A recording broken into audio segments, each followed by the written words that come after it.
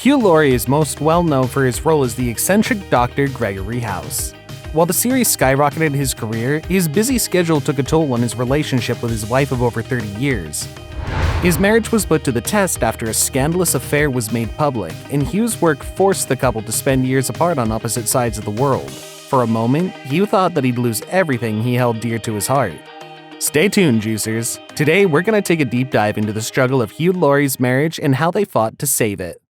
Before Hugh had even thought about becoming an actor, he was training to be an Olympic standard rower while he studied archaeology and anthropology at the prestigious Cambridge University. But what does that mean? The Olympics? Yeah. Sadly, after becoming incredibly ill with glandular fever, Laurie had to put his Olympic ambitions to an end.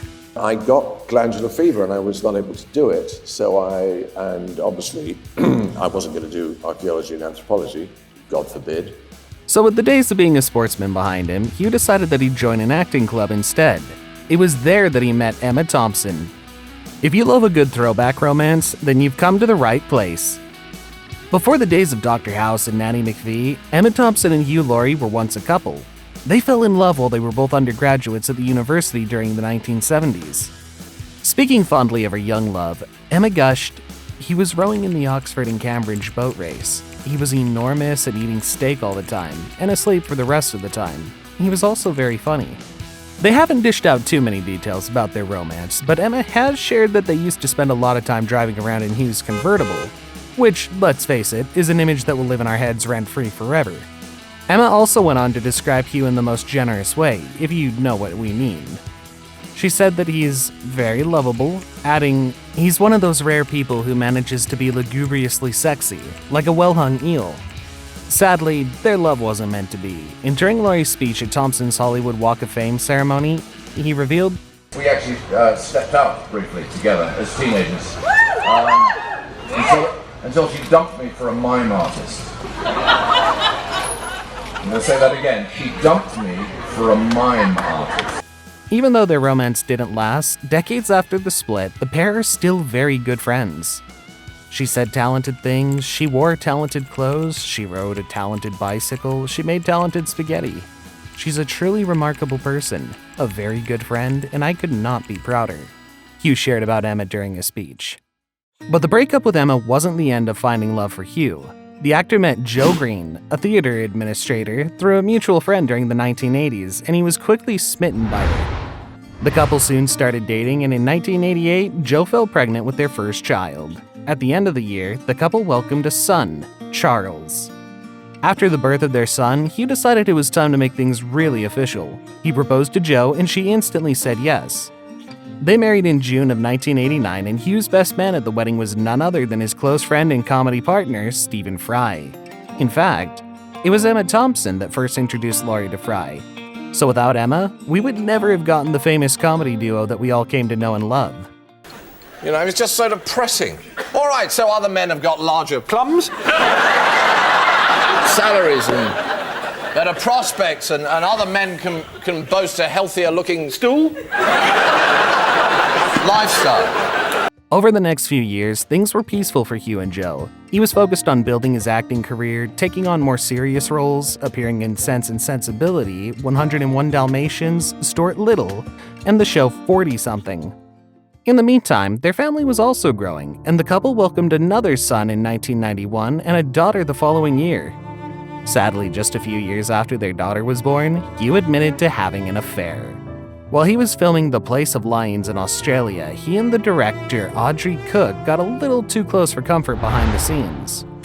Not much is known about the affair, but they were caught out by the tabloids, and the scandal spread like wildfire.